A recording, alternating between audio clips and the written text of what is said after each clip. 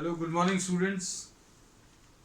अब क्वाड्रिलेटरल्स में अभी हम लोगों ने पैरेललोग्राम स्टार्ट किया था और पैरेललोग्राम में अभी हम लोगों ने ये प्रॉपर्टीज बता दी थी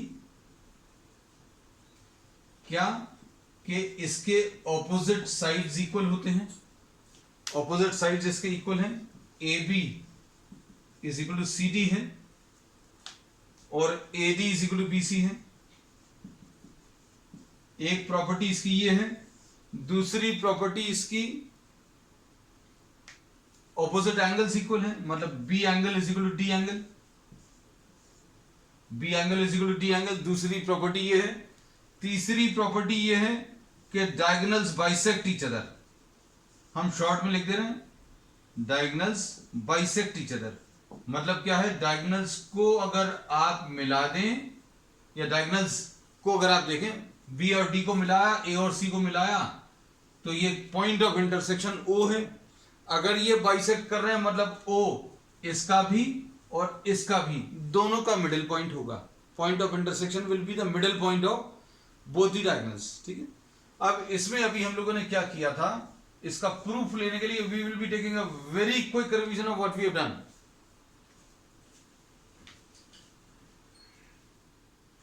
इसका प्रूफ लेने के लिए अभी हम लोगों ने ये डायगोनल ड्रॉ किया और दो ट्रायंगल्स देखे।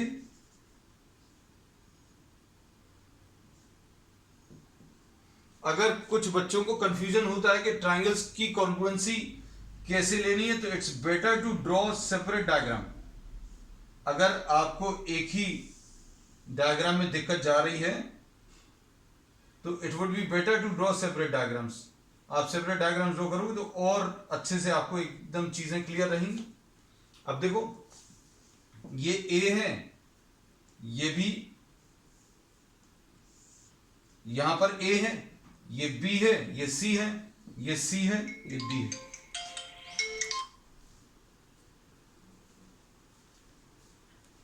अब इन दो ट्रायंगल्स में अगर आप देखें तो इन दो ट्रायंगल्स में कौन कौन से एंगल्स इक्वल हैं, इनमें कौन कौन से एंगल्स इक्वल हैं ये देखो ध्यान से।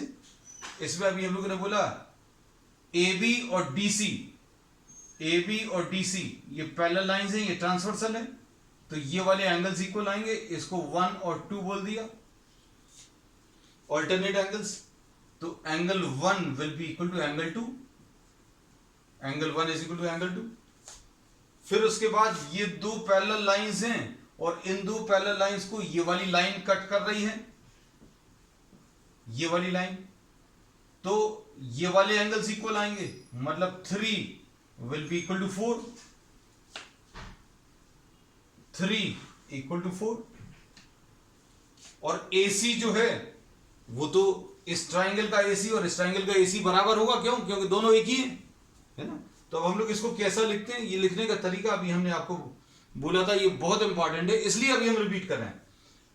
1, अब नीचे वाले ट्राइंगल को पहले लिख रहे हैं, या कोई भी आप डिसाइड कर लो, आप डिसाइड कर लेना, जो चाहें उसको भी हम लोग लिख सकते हैं पहले। लेकिन ये याद रखना कि आप लिखते समय उसी सिमेट्री को फॉलो करें। मतलब अगर आपने ऊपर वाला ट्राइंगल पहले लिखा, मान लीजिए ऊपर वाला ट्राइंगल पहले लिखा, तो 3 किसके बराबर है? 4 के बराबर। तो ऊपर वाले ट्राइंगल का एंगल लिया पहले, फिर नीचे वाले ट्राइंगल का एंगल ले लिया, फिर ऊपर वाले का फिर से ले लो 2, अब नीचे वाले का ले लो ये ऐसे नाम लेते हैं। और ऊपर वाले में 3 का नाम क्या है? A है। ऊपर वाले में 3 का नाम A है और नीचे वाले में 4 का नाम C है, नीचे वाले में 4 का नाम C है। और ऊपर वाले ट्राइंगल में 2 का नाम C है, ऊपर वाले ट्राइंगल में 2 का नाम एंगल C है, और नीचे वाले ट्राइंगल में 1 का नाम A है। तो अब हम लोग क्या बोलेंगे, ऊपर वाला ट्राइंगल अब पूरा लिख सकते हो आप, कौन सा? A और C लिख लिया, बच कौन सा रहा? A और C लिख लिया, तो ACD will be congruent to, यहां पर क्या लिखोगे? C हो गया, A हो गया, नीचे वाले ट्राइंगल में सी हो गया, ए हो गया, कौन सा बचा, बी। ये ट्राइंगल की कॉन्ग्रुएंसी है, इसमें ए सी इज इक्वल टू ए सी लिख सकते हैं। तो कोई भी दो ट्राइंगल्स को कॉन्ग्रुएंट अगर शो करना है तो तीन चीजें इक्वल प्रूव करनी है। उसमें एक साइड हो सकता है, दो एंगल्स हो सकते हैं। तो अभी हम लोग इसमें देखें तो इसमें दो साइड्स और दो एंगल्स और एक साइड इक्वल है, तो ये दोनों ट्राइंगल्स कॉन्ग्रुएंट आ गए। और ये लिखने का तरीका बहुत इंपॉर्टेंट है, क्योंकि अगर आपने ये सही लिख दिया तो बाकी पर आपको डायग्राम देखने की जरूरत नहीं है। इससे क्या प्रूव हो जाएगा, ए सी बिल्कुल विल बी इक्वल टू सी है। तो इसमें तो कोई नई चीज नहीं मिल रही, ए सी इज इक्वल टू सी है, तो मतलब अभी हमें मालूम ही है, तो मतलब ये काम का नहीं है। अब अगला देखो, ये दोनों देखो तो ये दोनों देखने पड़ेंगे। सी डी किसके बराबर आ गया, ए बी के बराबर आ गया, सी डी ए बी के बराबर आ गया, तो ऑपोजिट साइड्स इक्वल आ गए, ये प्रूव हो गया। अब उसके बाद अगर पहला और तीसरा अगर आप लिख लो, इसका भी पहला और तीसरा लिख लो, ट्राइंगल्स की कॉन्ग्रुएंसी के बाद में आपको डायग्राम की भी जरूरत नहीं पड़ेगी। मतलब अभी हम लोग क्या बोलेंगे, A D will be equal to B C, या C B A D will be equal to B C, तो ये वाला और ये वाला इक्वल आ गए। ठीक, अब इसके बाद नेक्स्ट है, ध्यान से सुनना,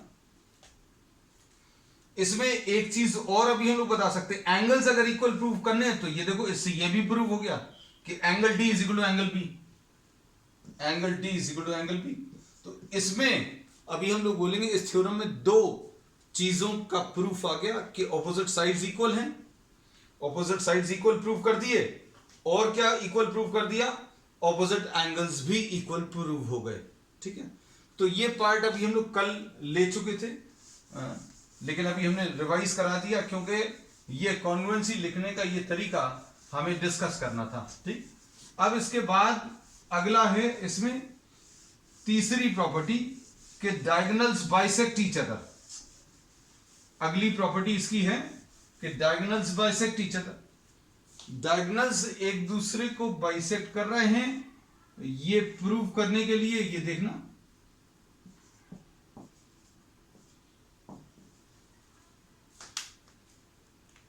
ये और ये ज्वाइन कर दिया। आप बस लिखने का तरीका बार बार अभी हम उस पर स्ट्रेस दे रहे हैं, उसको जरूर फॉलो करना। अब देखो, ये डायगोनल्स कहां पर इंटरसेक्ट कर रहे हैं, ऊपर इंटरसेक्ट कर रहे हैं। ठीक, अब इसमें बताएं क्या क्या चीज। अब हम लोग कौन कौन से दो ट्राइंगल्स ले सकते हैं, ट्राइंगल ओ, ये वाले दो ट्राइंगल्स ले रहे हैं।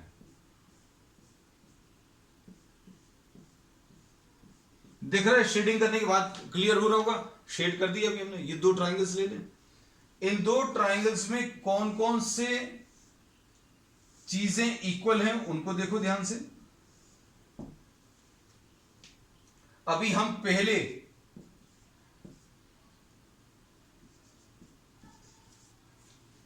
देखना, इसमें ये वाला एंगल और ये वाला एंगल इक्वल आएगा, लिख सकते हैं क्या, ऑल्टरनेट एंगल्स, क्योंकि ये दो पैरेलल लाइंस हैं, ये दो पैरेलल लाइंस हैं, ये ट्रांसवर्सल है। कौन सा, DC is parallel to AB and DB is the transversal। लिखने का तरीका भी बता दिया। फिर अभी हम लोगों को अगर नाम देना है तो इसको नाम 1 और 2 दे दिया। हमने अलग डायग्राम में भी कर रहे हैं और दो जगह कर रहे हैं ताकि आपको क्लियर रहे। Angle 1 is equal to angle 2, तो एंगल 1 कौन सा वाला ट्राइंगल है, एंगल 1 पहले ऊपर वाले ट्राइंगल से है, एंगल 2 कहां से है, नीचे वाले ट्राइंगल से। तो अब ये याद रखना कि लेफ्ट साइड में अपन ऊपर वाले ट्राइंगल से रिलेटेड चीजें लिखेंगे और राइट साइड में नीचे वाले ट्राइंगल से रिलेटेड चीजें लिखेंगे। अब ऊपर वाले ट्राइंगल में इसका नाम D है, नीचे वाले ट्राइंगल में इसका नाम B है, कोई दिक्कत नहीं। अब उसके बाद अगर आप देखो angle O is equal to angle O, इसमें कोई दिक्कत तो नहीं है। इसको अभी हम लोग 3 और 4 लिख दे रहे हैं। ये vertically opposite angles, vertically opposite angles. इसका पूरा पूरा नाम लिखना है तो कैसे लिखेंगे? पूरा पूरा नाम लिखने का तरीका, ओ एंगल का ऊपर वाले ट्राइंगल में नाम कैसे लिखोगे? देखो जरा ध्यान से बेटा, ओ एंगल का ऊपर वाले ट्राइंगल में सी और डी लगा दो, ये हो गया सीओडी। सीओडी आजकल कैश ऑन डिलीवरी ज्यादा यूज होता है ना, ये सीओडी वो नहीं है, एंगल सीओडी। अब नीचे वाले ट्राइंगल में, नीचे वाले ट्राइंगल में एंगल ओ का नाम क्या रहेगा? नीचे वाले ट्राइंगल में ओ तो लिख दिया, तो आप ए और बी और लगा दो, लो ए और बी लग गया। ठीक, अब अच्छे से सुनना हमारी बात। तो ये कौन कौन से एंगल्स हो गए? ये बेटा ओ हो गया, ये पेंसिल से कर लेना आप ये काम, ये जो अभी हम साइड में लिख रहे हैं। अब देखो ये सीक्वेंस अगर आप फॉलो करोगे तो आपसे गलती नहीं होगी। ऊपर वाले ट्राइंगल में कौन कौन सा हो गया? डी हो गया, ए ओ हो गया। पॉइंट्स कौन कौन से हो गए ऊपर वाले ट्राइंगल के? डी हो गया, ओ हो गया, तीसरा कौन सा बचा? सी बचा। तो अब हम लोग क्या लिख रहे हैं? नाम in triangle D O C, D O, तीसरा बच रहा सी, एंड ट्राइंगल यहां पर कौन सा आ जाएगा? ट्राइंगल बी ओ, ये बी हो गया, ये ओ हो गया, तीसरा नाम कौन सा बचा? बी हो गया, बी हो गया, ओ हो गया और ए। तो कौन से दो ट्राइंगल्स लिखे और ट्राइंगल का नाम अभी हमने बाद में लिखा है। आप थोड़ा सा ये फॉलो करना है, हम ये बार बार ये चीजें रिपीट करेंगे क्योंकि इसकी वजह से ये जो तरीका अभी हम आपको बता रहे हैं, पूरी ज्योमेट्री आपकी आगे की बहुत आसान हो जाएगी। तो मोस्टली क्या होता है, क्या सिखाया जाता है, टीचर्स क्या सिखाते हैं? ट्राइंगल्स का नाम पहले लिखते हैं। अब ट्राइंगल का नाम सही सीक्वेंस में, अब जैसे डीओसी लिखा और बीओए लिखा, तो कोई स्टूडेंट इसको डीओसी और एओबी भी लिख सकता है, लेकिन हम आपको बिल्कुल परफेक्टली करेक्ट जो तरीका है वो आपको सिखाएंगे।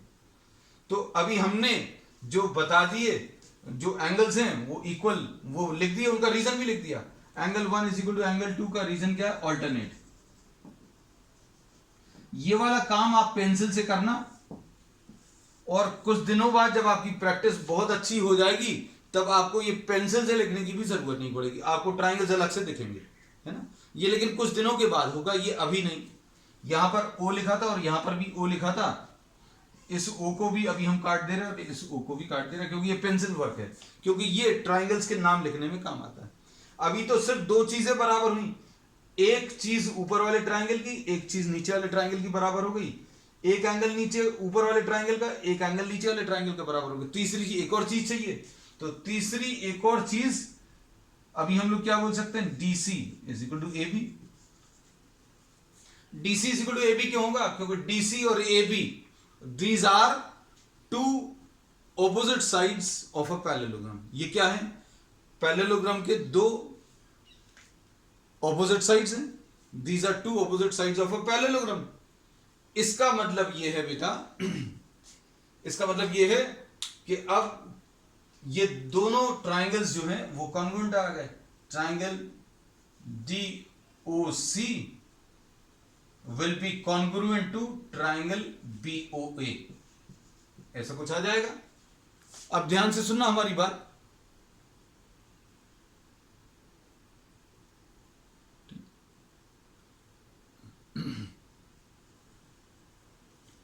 अब ट्राइंगल्स की कॉन्ग्रुएंसी हमारे हिसाब से अगर आपने लिख ली तो फिर अब आपको ज्यादा मेहनत करने की जरूरत नहीं है। ये देखो DO किसके बराबर आ जाएगा? BO के बराबर। DO और BO बराबर, देखो जरा, ये DO और BO ये बराबर आ गए। हमें यही बताना था कि O इसका मिड पॉइंट है। अब उसके बाद ये दोनों ले लो, ये दोनों, दूसरा और तीसरा, यहां पर भी दूसरा और तीसरा, यहां पर क्या आ जाएगा? पहले तो DO is equal to BO लिख लें, पहला और दूसरा। ये corresponding parts of congruent triangles कहलाता है। Corresponding parts of congruent triangles, CPCT, है ना।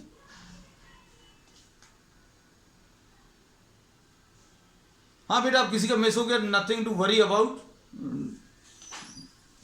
Just go through the video once again in the evening. ठीक है, हम रिपीट करेंगे। अब इसके बाद हमने क्या बोला, OC और OA ये बराबर आ गए, OC और OA बराबर आ गए, मतलब क्या है, O is the mid point of AC। अगर ये OC और OA बराबर आ गया, मतलब O is the mid point of AC। हम एक बार रिपीट कर दे रहे हैं।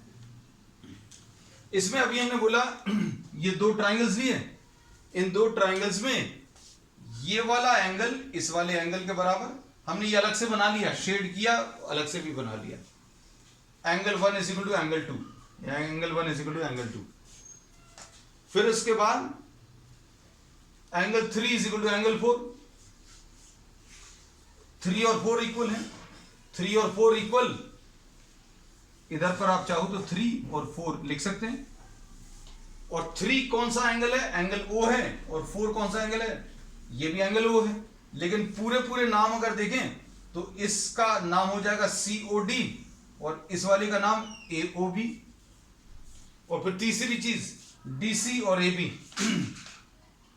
ये इक्वल है। DC और AB इक्वल क्यों है, क्योंकि ये ऑपोजिट साइड्स हैं। These are what? The opposite sides of a parallelogram। तो ये दोनों ट्राइंगल्स कॉन्ग्रुएंट आ गए, और कॉन्ग्रुएंट अगर आ गए तो कॉन्ग्रुएंसी की बेसिस पर DO is equal to BO आ जाएगा। DO is equal to BO, corresponding parts of congruent triangles. DO is equal to BO मतलब ये O इसका मिड पॉइंट है, and OC is equal to OA। OC is equal to OA का मतलब क्या है, O is the mid point of AC। ये आ गया। तो ये ही अभी हम लोगों को प्रूव करना था। अब एक और, अब ये ले लिया तो मेन इसकी प्रॉपर्टीज जो है वो हो गई, है ना। अब इसमें और भी बहुत सारी चीजें हैं। अब जैसे जैसे ये चैप्टर आगे प्रोग्रेस करेगा, इसमें जिस जिस चीज की जरूरत पड़ती जाएगी अभी हम लोग बताते चलेंगे, है ना। अब जैसे एक प्रॉपर्टी ये भी है कि पैरेललोग्राम में एडजेसेंट एंगल्स का एडिशन, एडजेसेंट एंगल्स का एडिशन 180 होता है। अब एडजेसेंट एंगल्स किसको बोलते हैं बेटा, अभी हम बता चुके हैं, A एंड C ये ऑपोजिट हैं। A और C कौन से एंगल्स हैं, ऑपोजिट एंगल्स हैं। B एंड D ये भी ऑपोजिट एंगल्स हैं। A और C ऑपोजिट है, B और D भी ऑपोजिट एंगल्स हैं। और बाकी जितने भी कॉम्बिनेशन पॉसिबल हैं वो सारे एडजेसेंट के रहेंगे। अब बाकी सारे कॉम्बिनेशन कौन सा रहेगा, A और B, A एंड B, फिर B एंड C, फिर C and D, D and A। देख लो, इनमें और कोई कॉम्बिनेशन पॉसिबल नहीं है। तो ये सारे एडजेसेंट एंगल्स हैं, मतलब आजू बाजू वाले, जिनमें कोई एक कॉमन साइड होता है। A और B एंगल अगर आप बनाओ, A एंगल बनाया, फिर B एंगल अगर आप बनाएंगे तो A और B एंगल को बनाने में ये वाला साइड जो है कॉमन आएगा। तो ये एडजेसेंट एंगल्स जो हैं इनके जितने पॉसिबल कॉम्बिनेशंस हैं वो बता दिए। तो अब इसमें ये प्रॉपर्टी अगली क्या बोलती है कि भैया A प्लस B की वैल्यू 180 होगी।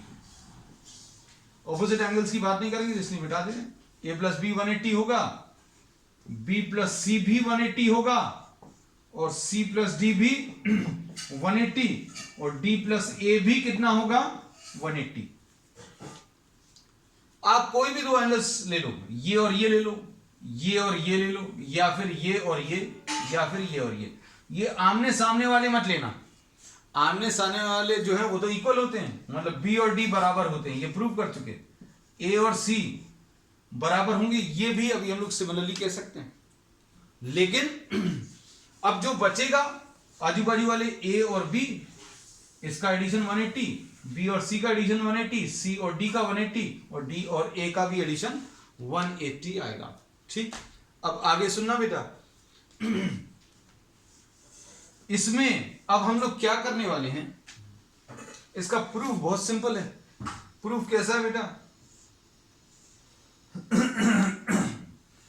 अगर आप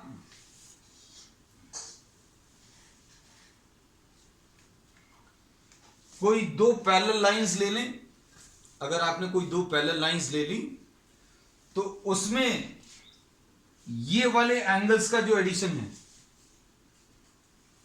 ये इंटीरियर एंगल्स हैं, these are interior angles lying on the same side of the transversal.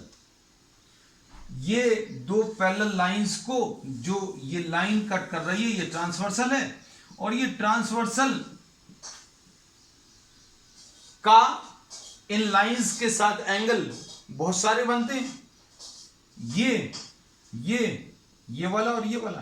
तो अभी हम बोल रहे हैं बाहर वाले एंगल्स नहीं, सम ऑफ इंटीरियर एंगल्स। कौन से वाले angles? Sum of interior angles formed by the parallel lines and the transversal, formed by the parallel lines and the transversal and lying on the same side। कोई जना बहुत होशियार होगा, वो ये बोलेगा कि आपने बोला था इंटीरियर एंगल, तो कहने लगे चलो ये वाला और ये वाला ले लिया, तो ये ऑपोजिट साइड में है, lying on the same side of the transversal।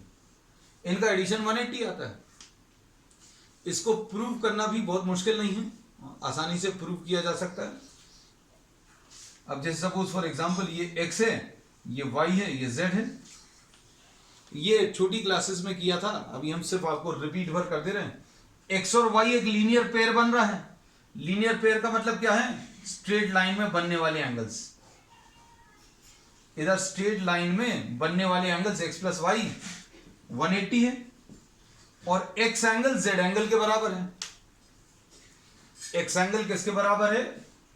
ये वाला x एंगल इस z एंगल के बराबर होगा। ये करस्पॉन्डिंग एंगल्स कहलाते हैं, है ना। तो आप x की जगह क्या रख सकते हो? z। तो z plus Y is equal to 180, z plus Y is equal to 180। तो यही कॉन्सेप्ट इसमें अप्लाई होगा। और ये प्रॉपर्टी अभी आप डायरेक्टली कह सकते हैं कि भाई एडजेसेंट एंगल्स का एडिशन 180 आएगा। कैसे आएगा? ये दो पैरेलल लाइंस हैं, ये ट्रांसवर्सल है, और इसमें ये इंटीरियर एंगल्स हैं lying on the same side of the transversal. Transversal के दोनों ऊपर हैं, तो इन दोनों का एडिशन 180 आएगा। ठीक है, तो इसका प्रूफ नहीं लेना क्योंकि मुश्किल से आपको एक आध लाइन लिखनी पड़ेगी। So not at all important, but the property is important. ये प्रॉपर्टी अभी हम लोग बहुत यूज करने वाले हैं पैरेलल्स में। ठीक है, तो अब हमने क्या किया, आज और कल में आपको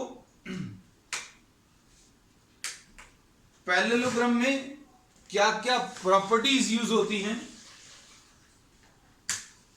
वो सारी प्रॉपर्टीज अभी हमने डिस्कस कर ली है ना, जो आगे आपको पैरेलल्स में यूज होने वाली। अब इसमें देखो,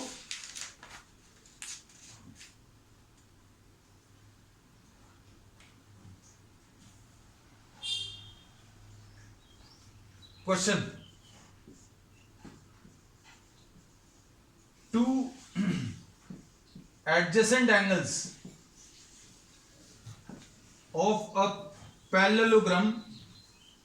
पैरेललोग्राम को हम ऐसा लिख दें तो चलेगा, इसको तो पैरेलल बोलते हैं, और ऊपर ग्राम लिख दिया पैरेललोग्राम। शॉर्ट में इतना बड़ा वर्ड नहीं लिखना पड़ेगा, टाइम बचेगा, स्पेस भी बचेगा।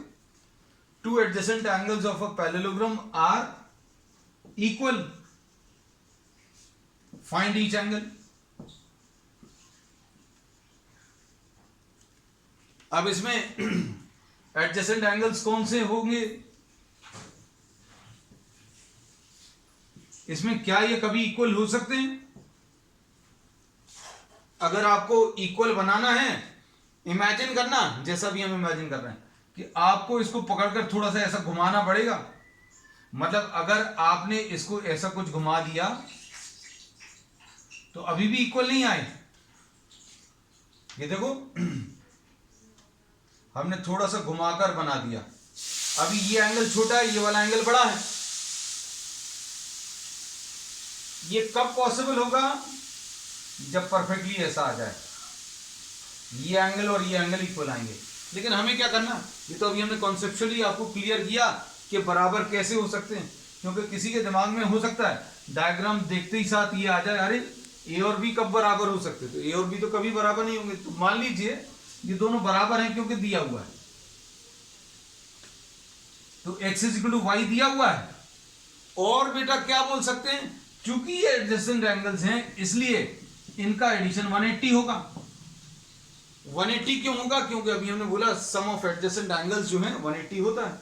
अब y की जगह आप x रख दो, y की जगह x रख दिया तो कितना आ जाएगा 2x इज इक्वल टू 180, यानी x की वैल्यू 180 डिवाइडेड बाय 2 यानी कि 90।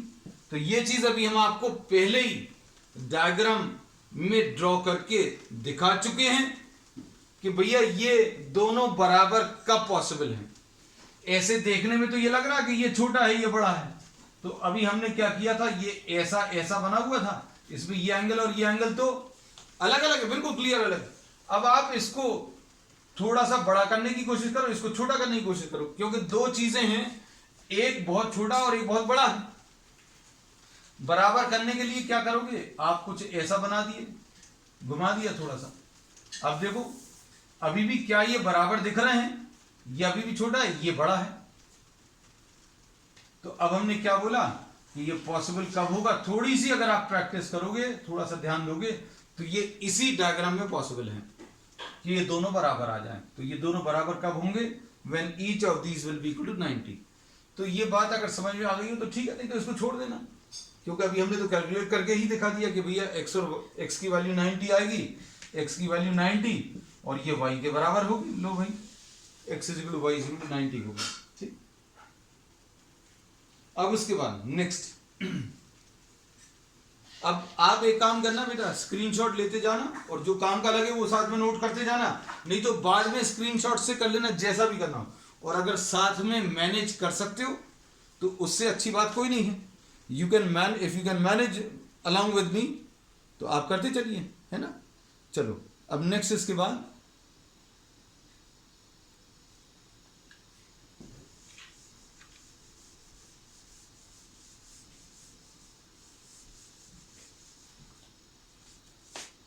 नेक्स्ट आपको दिया है to adjacent angles of a parallelogram.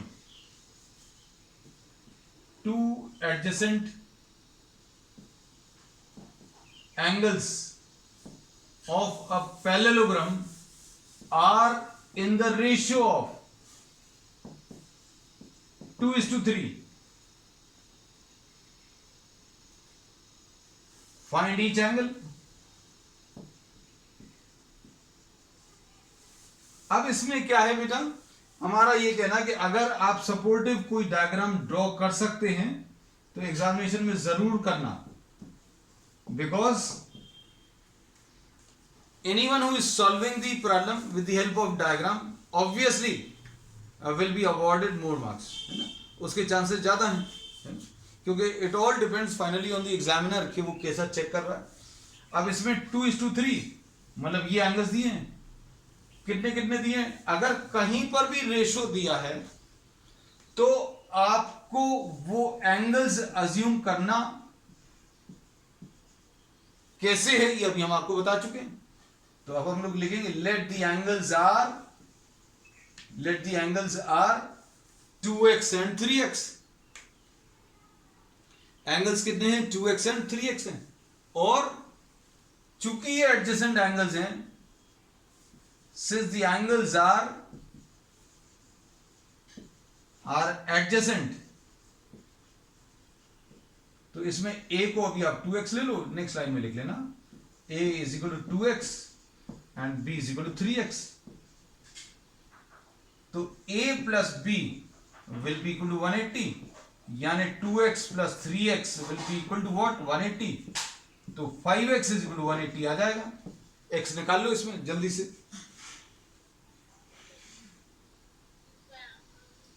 इसमें x की value will be what, 36।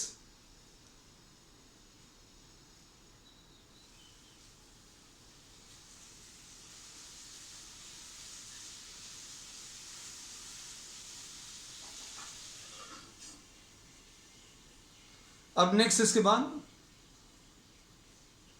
Okay Simran, okay okay Kushagra, चलो नेक्स्ट इसके बाद नेक्स्ट प्रॉब्लम।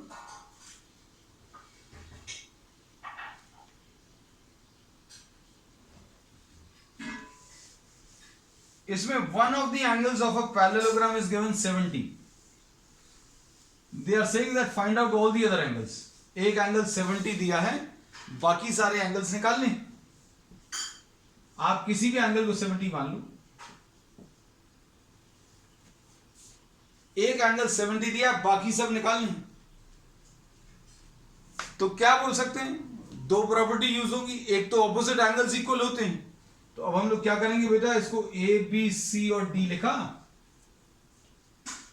और ए इज इक्वल टू सी बोल सकते हैं, मतलब 70 इज इक्वल टू सी, मतलब ये 70 आ गया सी की वैल्यू।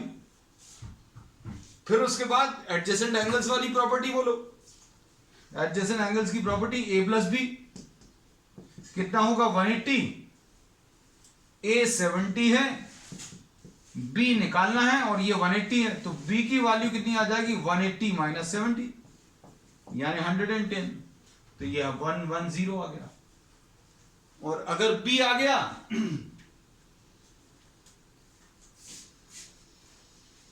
तो डी बता सकते हैं, डी की वैल्यू कितनी आ जाएगी बी और डी बराबर है, ऐसा कुछ आ जाएगा।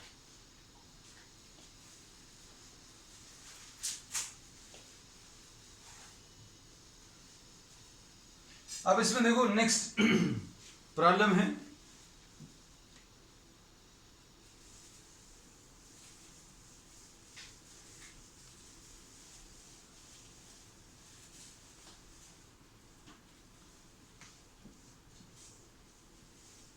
डायग्राम ले लेना बेटा जल्दी से जस्ट साथ में।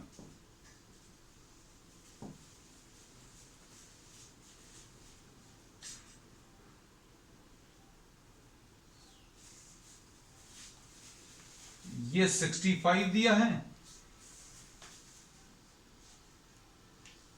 ये 35 और ये 40, और आपको निकालना है ये एक्स एंगल निकालना है, और उसके बाद ये वाला एंगल निकालना है,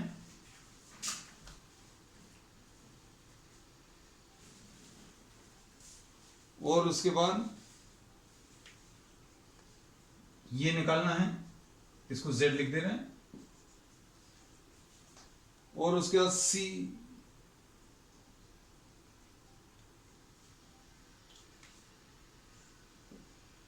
ये एंगल बताना है।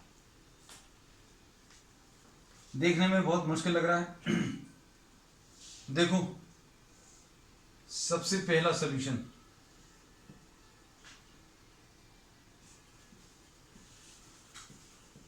दिख गया। अभी उधर हो सकता है बहुत कंजेस्टेड नहीं दिख रहा होगा।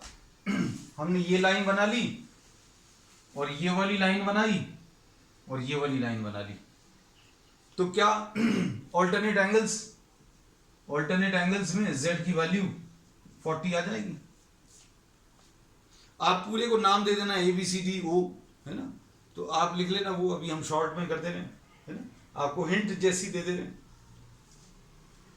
अब अगर आपको ये 65 दिया तो ये भी 65 आएगा, क्योंकि वर्टिकली ऑपोजिट है। फिर इस वाले ट्रायंगल में देखो, ये जो नीचे ये वाला ट्रायंगल, नीचे वाले ट्रायंगल में क्या बोलोगे 65 plus 35 plus x, 65 plus 35 plus x, तीनों को ऐड करने पर 180 आएगा। तो एक्स निकालो, एक्स निकालो जल्दी से। 65 प्लस 35 100 आ जाएगा, तो 180 माइनस 100 यानी 80 आ जाएगा। तो x की वैल्यू 80, और x की वैल्यू अगर 80 है तो y पता चल जाएगा। देखो जरा कैसे पता चलेगा, ये देखो ये y बना हुआ है, यहां पर ये एंगल x बना हुआ है। तो अब हम लोग इसमें क्या बोलेंगे, x will be equal to y, और x अभी हम लोग निकाल चुके हैं 80 है, तो y की वैल्यू भी 80 आ गई। ठीक, अब कौन सा u एंगल बताना है तो u एंगल बताने के लिए आप किस चीज का यूज कर सकते हैं, आपको ये 40 है तो ये वाला एंगल भी 40 आ गया है, z की वैल्यू 40 है, ये 35 है तो ये भी 35 आएगा, ऑल्टरनेट एंगल्स। अब इस वाले ट्राइंगल में, इस बड़े वाले ट्राइंगल में से आप निकाल सकते हो, या फिर इन दोनों का एडिशन, जैसे ये 40 है तो ये वाला 40, सॉरी अच्छा u चाहिए, तो आप ये बड़े वाले ट्राइंगल में से u कैलकुलेट कर सकते हो। ठीक है, कैलकुलेट कर लो जल्दी से। ठीक है, तो ये अब आपके लिए छोड़ रहे हैं, इसको कंप्लीट कर लेना। I have given a hint to all the parts, try to complete it, and if you are having problem we'll be discussing it tomorrow. That's all.